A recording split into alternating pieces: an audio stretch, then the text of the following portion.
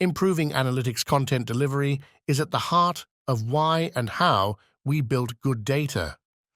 By embracing analytics as code and building our platform API SDK first, we allow analytics and data engineers to use proven agile software engineering techniques in managing their analytics and deployment processes.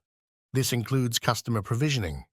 In this example, we will provision a new set of customers by synchronizing our environment with our code repository that we see here. Back in our environment, we have two customers as separate workspaces in our code repository.